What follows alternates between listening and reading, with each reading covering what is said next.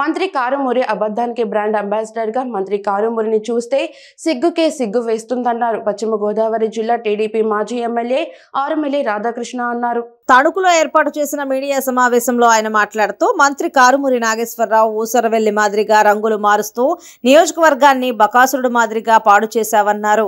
గతంలో వేల్పూరు గ్రామంలో 2019లో టీడీపీ ప్రభుత్వంలో 30 పడకల ఆసుపత్రి కొరకు శంకుస్థాపన చేశామన్నారు.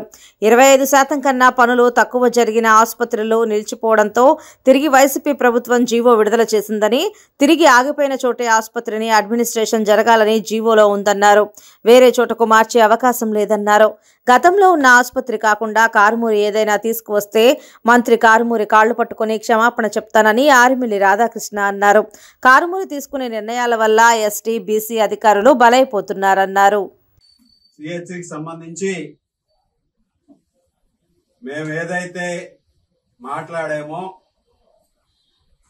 దానికి కౌంటర్ గా మన మంత్రి గారు కారుమూరి గారు ప్రెస్ మీట్ పెట్టడం, దానిలో ఏ విధంగా మాట్లాడారో మీరందరూ కూడా మరొకసారి చెప్తున్నా, రీఇటరేట్ చేస్తున్న కారుమూరి, నువ్వు అబద్ధాలకి బ్రాండ్ అంబాసిడర్వు.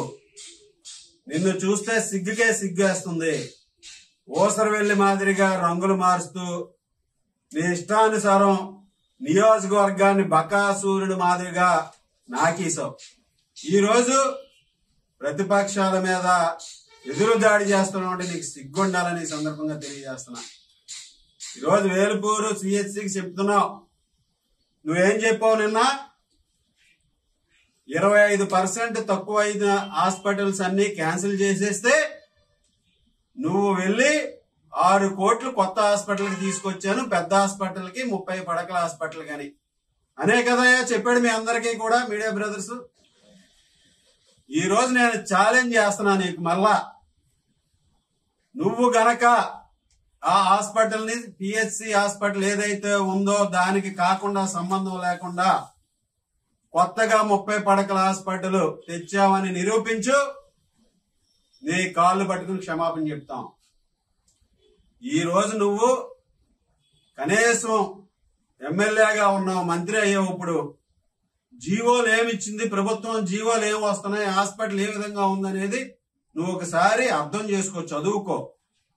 నువ్వు చదువుకోలేదు, ఏదొస్తే అది మాట్లాడతావు, నిమిషానికో మాటలు మాట్లాడతావు, నాలుకని మడతల మీద మడతలు తిప్పుతావు నీకు అనుగుణంగా. ఈ రోజు నేను చెప్తున్నా, మళ్ళీ నువ్వు నోట్ చేసుకో, నేను చెప్తున్నాను చూసుకో. 2019లో ఫిబ్రవరిలో మేము శంకుస్థాపన చేసాం. నిన్న నువ్వేమని చెప్పావు?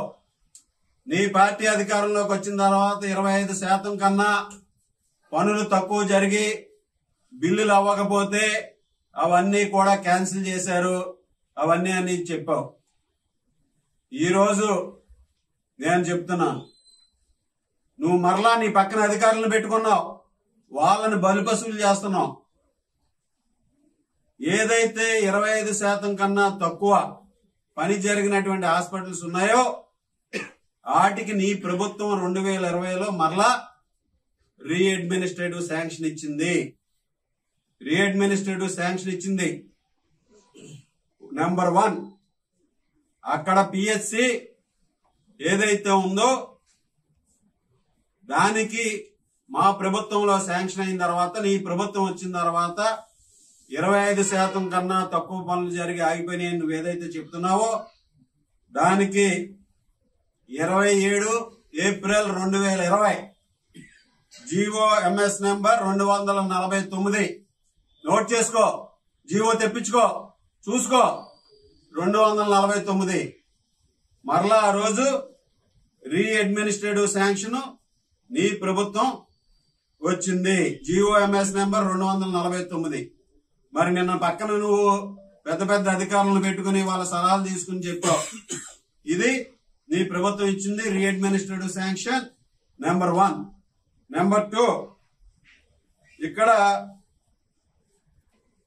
నువ్వు ఇంకొకటి అర్థం చేసుకోకుండా నీ ఇష్టానుసారం నీకు అధికారం ఉంది కదా అని నువ్వు ఆరుమిల్లి వెంకటరత్నం గారి పేరు తుడిచేయాలి, వేలుపూరులో కనపడకూడదు, వాళ్ళ హాస్పిటల్లో నువ్వు హాస్పిటల్ నిర్మించకూడదు అనే దురుద్దేశంతో ఈ రోజు నువ్వు అక్కడ పార్కులోకి మార్చావు. ఈ రోజు అక్కడ నీ అడ్మినిస్ట్రేటివ్ శాంక్షన్ ఇచ్చింది, నీకు అర్హత లేదు ప్లేస్ మార్చడానికి. అదే ప్రెమిసెస్ లో నువ్వు కట్టాలి. ఇది నీ ప్రభుత్వం ఇచ్చిన శాంక్షన్. 2, నువ్వు కొత్తగా ఎస్టాబ్లిష్మెంట్ ఆఫ్ 30 బెడెడ్ హాస్పిటల్ అని చెప్పలేదు ఎక్కడ ప్రభుత్వం. క్లియర్ కట్ గా నీ ప్రభుత్వం ఏదైతే నువ్వు అక్టోబర్లో 2023 అక్టోబర్ 31, 2023 అక్టోబర్లో GOMS నెంబర్ 196 ఇది కూడా తెప్పించుకో. ఏ ఊర్లో ఉన్నావో 2 చదువు. నువ్వు కొంచెం ఇంగ్లీష్ అర్థం అవుతుంది కదా నీకు, లేకపోతే అర్థం చేసుకునేలాగా నీ పక్క వాళ్ళతో అధికారులను పిలిపించి మళ్ళీని ఏముందో వాళ్ళని అడుగు. మళ్ళీని వాళ్ళని భయపెట్టి వాళ్ళని బలిపశువులు చేయకు.